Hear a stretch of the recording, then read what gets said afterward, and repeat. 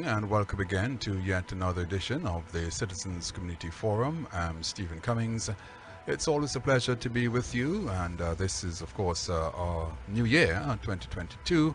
And what's to come? Well, before we go into that, despite what many may see as another testing year, we extend best wishes as we also continue to probe, investigate and discuss the issues that impact our society. Crime, health, education, community, national and social issues, all part of the matrix for intense discussion. There will be many guests who will join us and give their views and perspectives.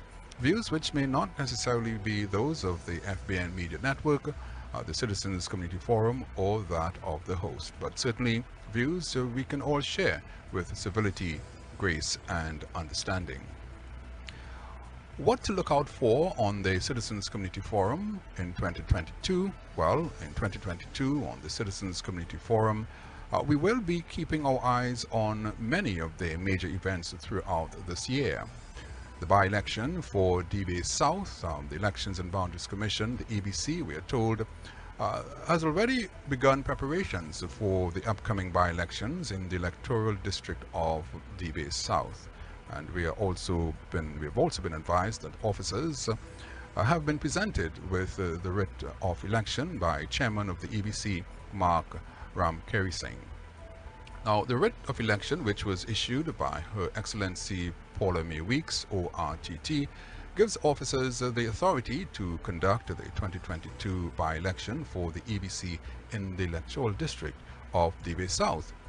On Monday last, Prime Minister Dr. Keith Rowley announced that there will be a by-election through a press release in the electoral district again, as we said, of DB South on February 7th, 2022. Now, also, we are going to be focusing on the 2022 People's National Movement PNM leadership election. The 2022 People's National Movement PNM leadership election, the last one for the PNM before the 2025 general election. That date is yet to be announced, but the current party leader and Prime Minister Dr. Keith Rowley has indicated he would not most likely seek re-election to lead the party into the next general election. Well, we wait and see what or how that pans out. He did make the comment in his victory speech, if we would remember, on the night of the 2020 Trinidad and Tobago general election, where the PNM secured a second mandate under his leadership. And before the 2025 general election, there will also be a local government election in Trinidad and Tobago, another one to watch, date again to be announced. The Progressive Democratic Patriots, the PDP, and staying a bit on the politics, we will be keeping our eyes as well through discussion on the Progressive Democratic Patriots, the PDP in Tobago, following its 41-1 historic victory on the island on December 6th of last year. We'll also be looking at health and the COVID-19 pandemic in 2022. Well, the COVID-19 pandemic undoubtedly will dominate and shape most of the national conversation, and indeed we will be throwing light on the country's response, taking all that's to come, and also talking with both public officials and private citizens who are so impacted. And crime in Trinidad and Tobago and the criminal justice system, yes, this is an area of concern as well to many and will be the focus of much discussion in 2022. Domestic violence, social justice, all will be in focus during this year.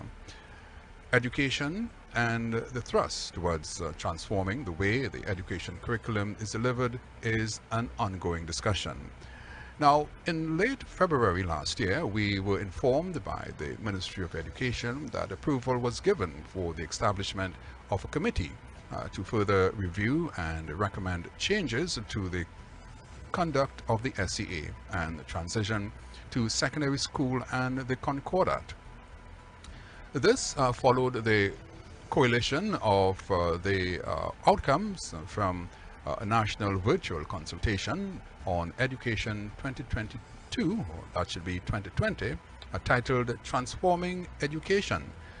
That committee was given 9 months subsequent to, or in which to report, and this would have included specific recommendations for the consideration of Cabinet. And as we speak, the national consultation continues on education policy 2022-2027. We'll also be focusing on the Trinidad and Tobago economy in a time of a pandemic, challenges and perspectives for further economic development. Where is Trinidad and Tobago going in the face of a devastating global pandemic? What are our economists saying that can impact on a revitalized economy, that of Trinidad and Tobago? Also, the Christian community and faith-based leaders, sometimes described as the moral compass of a society. Members of the Christian community, leaders of faith-based organizations, will all sit with us in 2022 on the Citizens Community Forum as we discuss the society, our society today, and what faith-based leaders have been doing in their contribution towards building a society, guiding and strengthening the social fabric. And we can't forget tourism and entertainment. Now, these sectors, many persons looking on will tell you that these two sectors have been among the most hardest hit, again, because of economic lockdowns, not only in Trinidad and Tobago, but in other parts of the world. Countries and economies that depend on a tourism product, what was once described as the fastest growing sectors in the services sector industry will have to be reinvented itself and recoup millions of dollars in lost earnings, not to mention social displacement when it comes to employment. And the state of agriculture in Trinidad and Tobago is another topical area that we will throw some light on.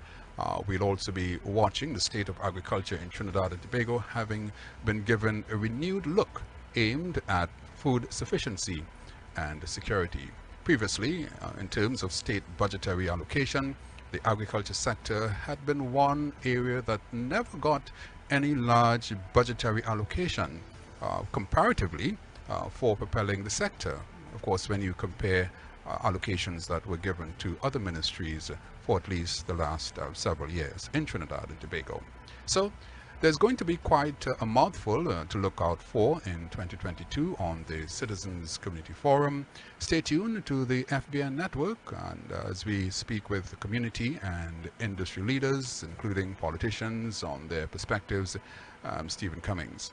Now, in the second half hour of the program this evening, I want to revisit a discussion I had with university lecturer and economist Dr. Raja Hussain. Now, Dr. Hussain had a view on our employment sector, unemployment sector in Trinidad and Tobago, and I want to now turn to that discussion I had earlier with Dr. Raja Hussain as we looked at the ways that we looked at some of the troubling issues of unemployment, along with some economic perspectives as it relates to Trinidad and Tobago. So we are going to revisit that interview with Dr. Raja Hussain, and we'll continue when we come back. Be part of the Citizens Community Forum, a place where we bring to light and discuss critical community, social and national issues, discussions on health, leadership, governance, crime, education and social justice. We might shift from focusing on whole language approaches to focusing on developing phonemic awareness. So we're just teaching phonics, and then the role of comprehension, the vocabulary development, making sure students can visualize when they read. We're not addressing those needs. So you're right.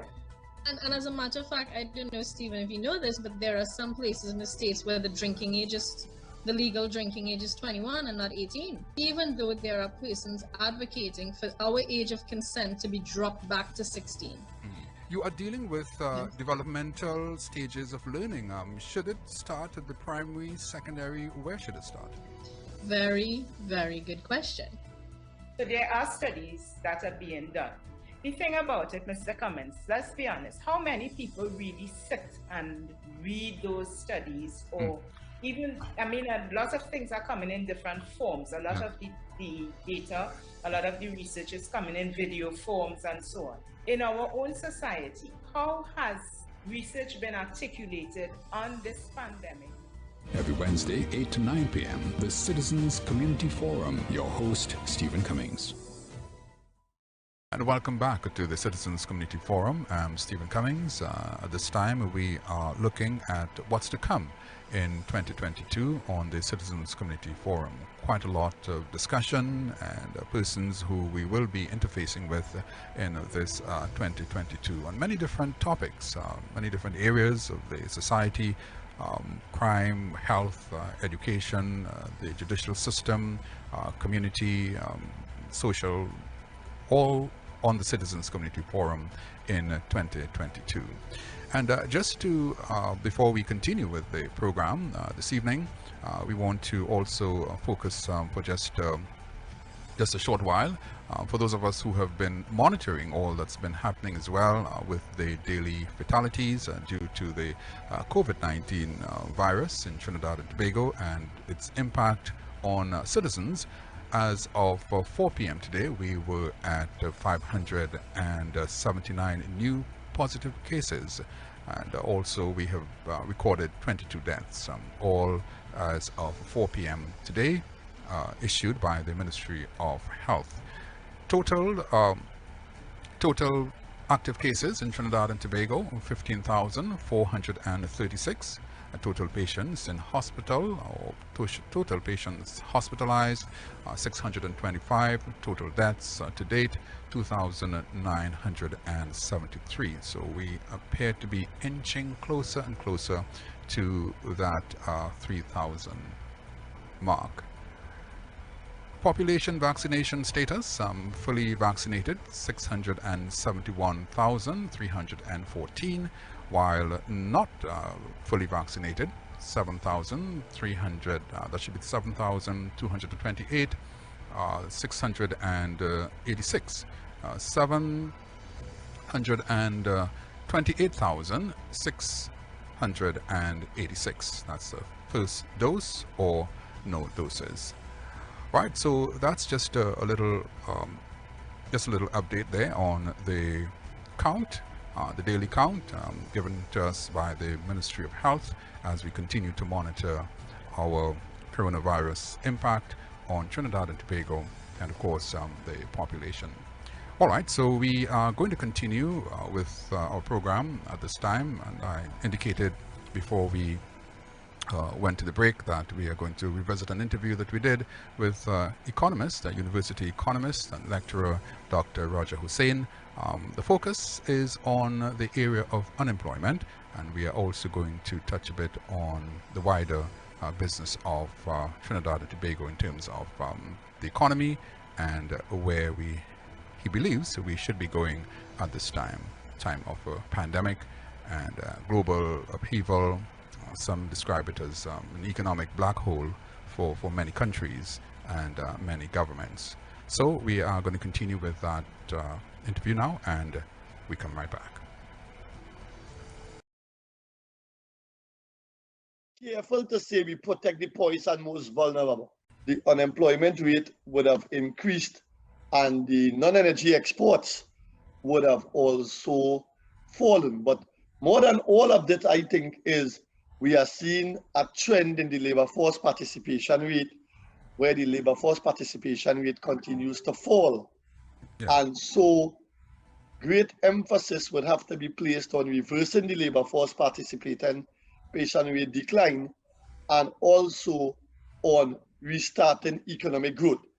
The economy is not growing, and we need to think about ways and strategize and plan in a coherent way to return growth to the economy, because with growth comes the other things that we like. It brings employment. Yes. It brings the opportunity to help the poor adequately. It brings money to invest in capital goods, which can help increase export revenues so we can get foreign exchange to buy the imports of of the various things we like to see in Massy stores and Price Mart and so on. So we are not doing as well as we in fact, we are doing badly, and we need to turn this economy around as quickly as we can. All right, so that there is a sense of urgency now for us to look at where we are and to ensure that there is continuity in our fiscal measures and so. But there is another question, Dr. Hussein. As I said, it was anticipated that we would have gotten by the end of April. April 2021, that $2.9 billion. That didn't happen from royalties and so.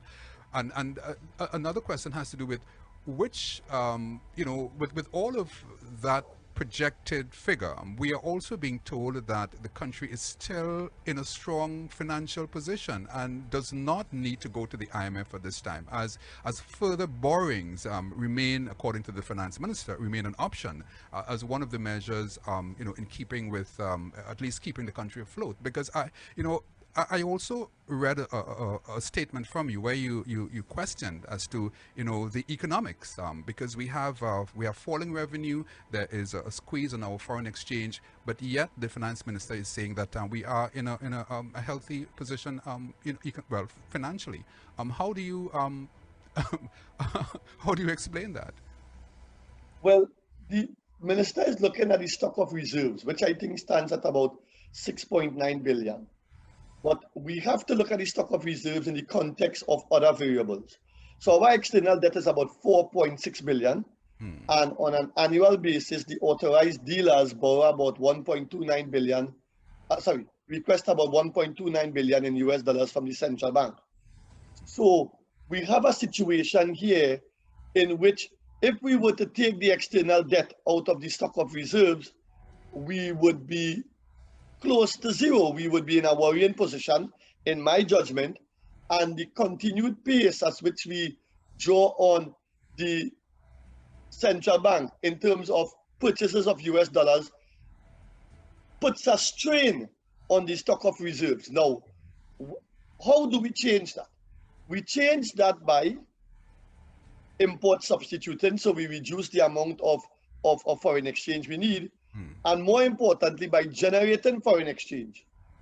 How do we generate foreign exchange? We either get foreign exchange from the energy sector or from the non-energy sector. The energy sector, as we know, are subjected to, the energy sector is subjected to a number of fluctuations. Yes, volatility, in terms of price and in terms of production. The non-energy sector, which we have a significant degree of influence over, particularly from the supply side, we are focusing on it. We are not getting all the results we want. The TTMA, for example, has set targets, and we are going after these targets. And I wish the country well. I wish the TTMA well. But beyond that, we need to also, as a government, fix the ease of doing business environment so that the companies that we are turning to generate more foreign exchange and more non-energy export revenues can operate without these various obstacles. And so that's where we are at in terms of that aspect of it. In terms of the energy sector, we all know that the prices for 2020 were fairly depressed. And that's not a sector that I feel we should be putting so much emphasis as we currently are. For the period 2000 to 2020, we placed a lot of emphasis on the energy sector. Yes, and we look at where we are now. We are in an economy that is contracting and with mounting debt and with a decreasing labor force participation rate and a host of factors like that that I can mention. The point being, we need to move forward in a medium term with a different structure of the economy. The structure of the economy between 2009 and 2019, Stephen, landed this economy in the 25 worst performing economies in the world. Using IMF forecasts, the structure of the economy lands us in the 25 forecasted worst performing economies in the world from 2020 to 2026. All right. I don't like those numbers, and we therefore need to change the structure of the economy so we won't end up in that top 25 worst performing economies. Yes. So I have a real serious concern for my people and for my country, and I think we need to look at the structure and change it. All right. Now, Dr. Hussain, and I hear you on that point as well. But there's another question that you raised with me at an earlier time, and it had to do with the question of borrowing, and you're saying that there's no issue. Well, you have no issue with borrowing, but the question is what you do with what you have borrowed. Yes. So let's look at the economy a little closer.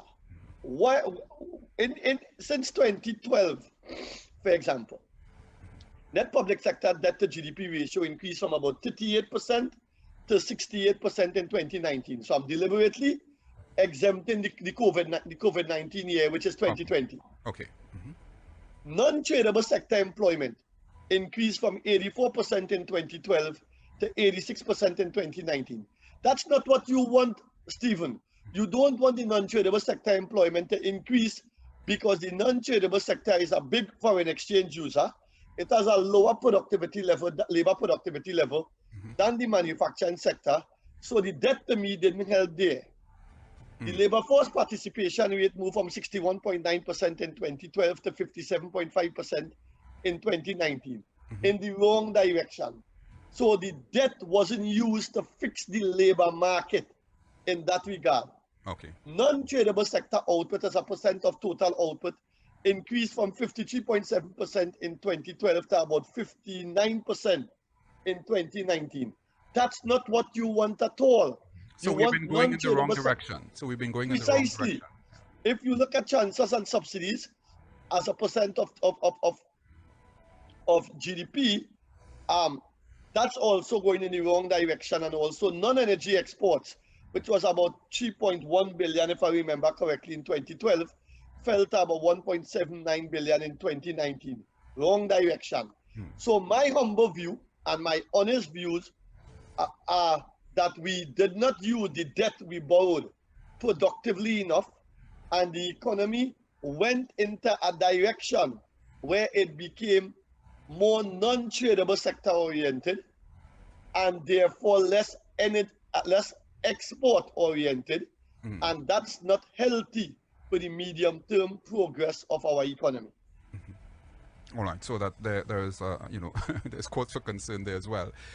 We were also told, Dr. Hussain, when the finance minister made his presentation, as I said, he had 45 minutes to package, to package that into some, make some sense out of it.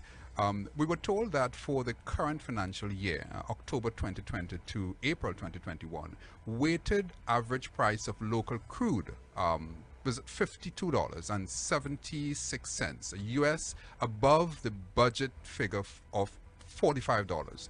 And October 2020 to May 2021 saw a reduction in the oil production at 58,000 barrels per day, a little above the budget projection of October 2020. But we were also told that the gas production ranged from 2.6 billion standard cubic feet per day, rising to 3 billion cubic feet and dropping to 2.77 in March.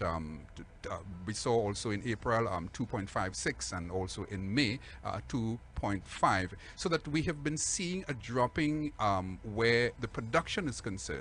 But as we did reference in the volatility in the market, the production, we were told the budget production figure used was at that time was some 3.2 billion per day, meaning that the country is below production levels. So that if we continue to slide in terms of our production levels, I don't see where we can, or what other options that we may have, but to sort of go back to that same question again of, we've been talking about diversification for what, a couple of decades now. Is that another option that we should be looking at?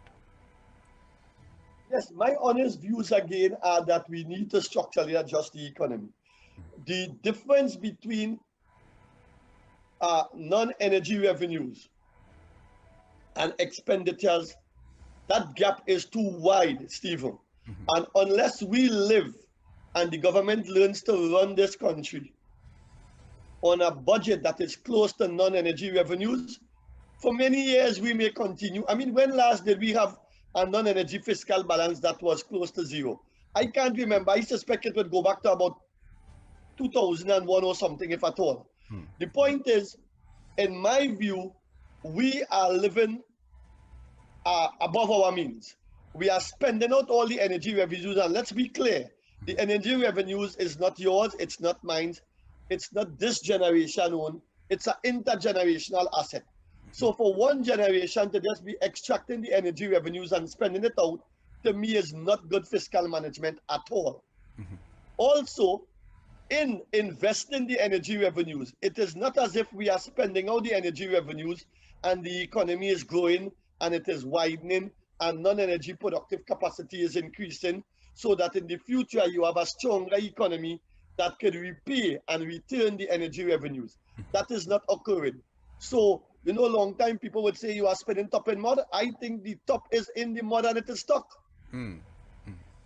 All right, so we have, as again, there's an issue there for us to treat with, but you have continuously made the point, Dr. Hussein, that we need to look seriously at our migrant labor force as well, and how, you know, that can contribute towards keeping the economy. Of course, you know, labor is what drives you know, economic activity. If you don't have people engaged, if you don't have people working, and in the various sectors, we are going to have we are going to have issues. You know, what do you think should be done now in terms of having a relook at our labor force, and more so the migrant population in Trinidad and Tobago, that can possibly help us in the, if not in the immediate, but certainly the medium to long term? Okay, so I deliberately stayed away from the immigrant labor force, even because the last time we spoke entirely about that. But now that you bring it up, I will respond. Yes. So we have a golden opportunity there. I mean, if you get up in the morning and you see 4 workmen in your yard and they are willing to work for a reasonable salary and they have a good work ethic, I am sure you could clean up your yard and pick all the mangoes that need to be picked and scrub all the walls and get everything that you need to get done, because you now have a able workforce. In general, for you to cross the sea from Venezuela to here in a little period, you would have to be fairly fit, fairly strong, above the age of 15 years, generally under the age of 45 years. So it's a strong workforce. We ourselves have experienced about a 70,000 decline in the labor force, between a 50,000 decline in the employed labor force between 2014 and 2019, if I remember correctly. That 50,000 is now almost counterbalanced by about 60,000 Venezuelan able-bodied people here. Yes. My suggestion to the state is register all, and as we open up the economy, let them work. But if we could guide them to work in the import substituting sector and in the non-energy export revenue sector, then we not only assist and humanitarianly, under humanitarian terms, help these people, but we also enhance our own stock of foreign exchange so that it's a symbiotic relationship rather than a one-way relationship, and everybody is better off in the end. That's the view I have. That's the policy approach I would recommend, and I hope it falls on fertile soil at some point in time. All right, so that's dealing with labor. We have a situation, as you know, Dr. Hussein, with a crisis, you know, in our health sector right now, relative to the pandemic and this whole issue of vaccination. I'm sure you would have seen what has happened over the last 2 days or so with you know, people just basically, you know, crowding the vaccination centers. And the issue has also been, which was also expressed by the Prime Minister and by the Minister of Health, that there is a willingness to open up the economy and to get back into some kind of economic activity. But they're saying that there's a process. The mantra was, in order to operate, you must be vaccinated.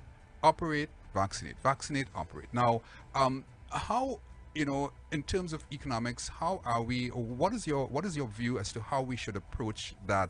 Because the business, the small business especially, is saying that we need to get back into some kind of economic activity. What do you have as a recommendation as to how we should go about easing ourselves back into some kind of economic activity with what we have at present? Okay, so Stephen, after this, I would like to take a question from the audience or two because I told you half an hour. So if that's okay with you, I Yes. would take that and I would just quickly respond to you here. Mhm. I think the Prime Minister and the Minister of Health is correct. We are where we are because of a number of factors. At the end of the day, I'm not here to discuss the errors that brought us here. We have to vaccinate the people. The Minister of Health and the policymakers, they perhaps need to look at the logistics, get the logistics correct, probably work with the private sector, work with private sector doctors, and work with the TTMA, which seems to have a really good vaccine rollout strategy for their workers, and vaccinate as quickly as we could in an organized manner as possible so that we can open up the economy. You are quite correct, vaccinate and open up. Once we open up, we will start to see some growth return to the economy. But the Minister of Health or the Prime Minister cannot be irresponsible and open up the economy before people get vaccination. That would be an act of lunacy. So we are doing what we could do. I am not pleased that it is being done the best way it could be done.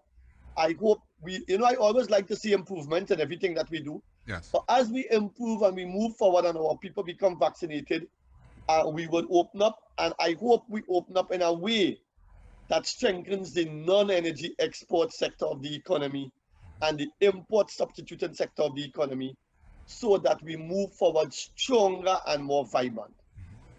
And you're listening to the Citizens Community Forum on Isaac 98.1 FM. We are also streaming live on FBN TV, our YouTube channel, and of course on Facebook. I'm Stephen Cummings. With me is University Lecturer, Senior University Lecturer, Dr. Rashid Hussain, economist, and we are talking mid-year budget review 2021.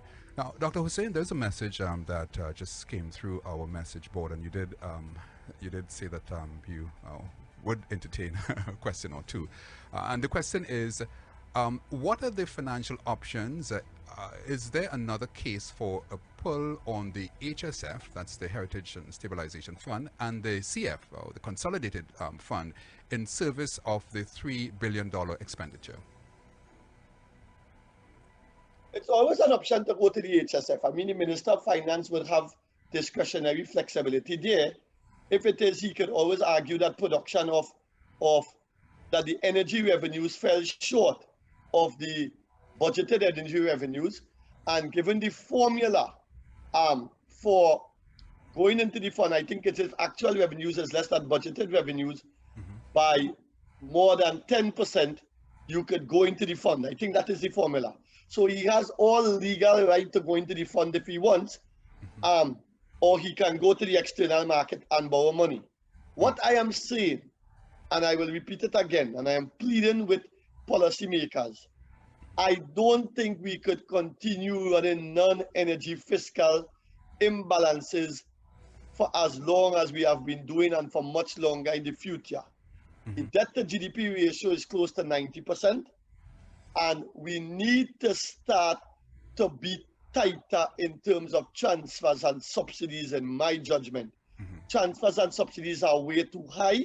We need to cut other aspects of the economy. If we need to cut the size of the public sector, it's not that we want to do it, but we have no choice at this point in time, because if we go to the IMF, at some point in time in the future, they are going to be very tough. What we need to do is to start to make some of these adjustments at a faster pace and save this economy in terms of some of the ratios and values we are seeing in the Central Statistical Office's numbers.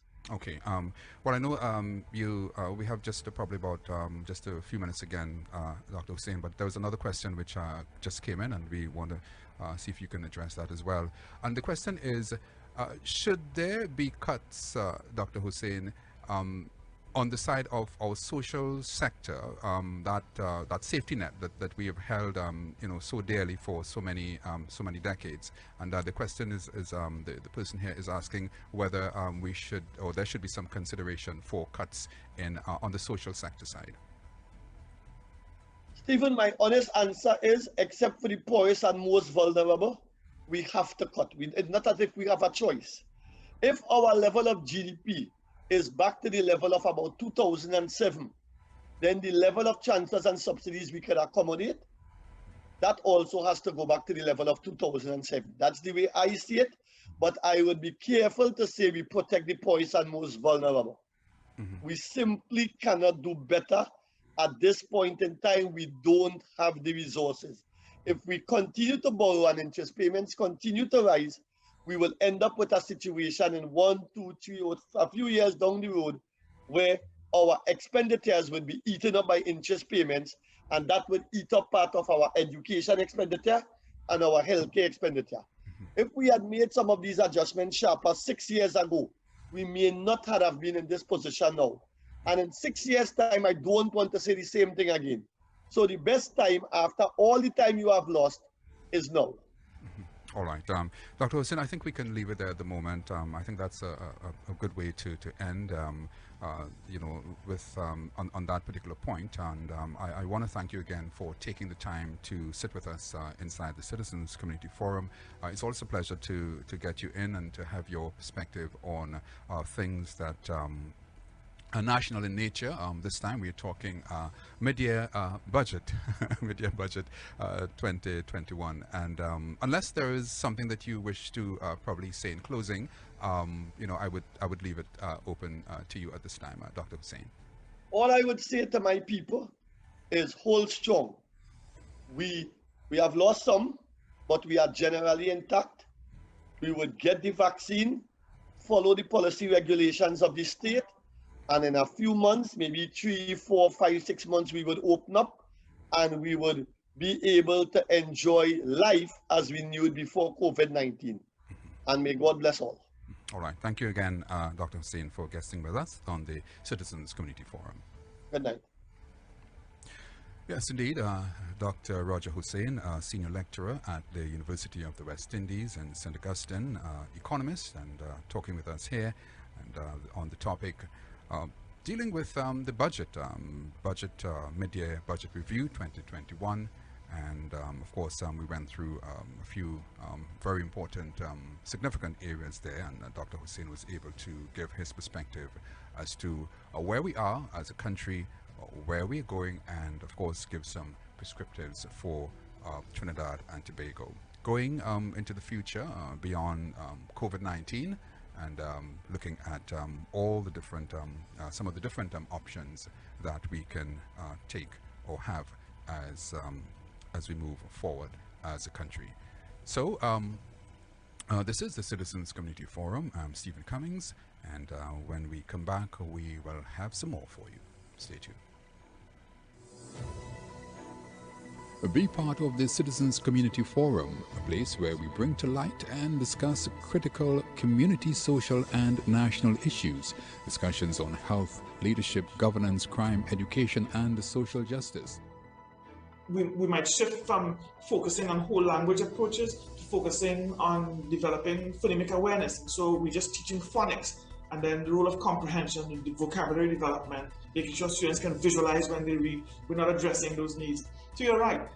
And as a matter of fact, I don't know, Stephen, if you know this, but there are some places in the States where the legal drinking age is 21 and not 18, even though there are persons advocating for our age of consent to be dropped back to 16. You are dealing with developmental stages of learning. Should it start at the primary, secondary? Where should it start? Very, very good question. So there are studies that are being done. The thing about it, Mr. Cummings, let's be honest, how many people really sit and read those studies, or even, a lot of things are coming in different forms. A lot of the data, a lot of the research is coming in video forms and so on. In our own society, how has research been articulated on this pandemic Every Wednesday, 8 to 9 p.m., the Citizens Community Forum. Your host, Stephen Cummings.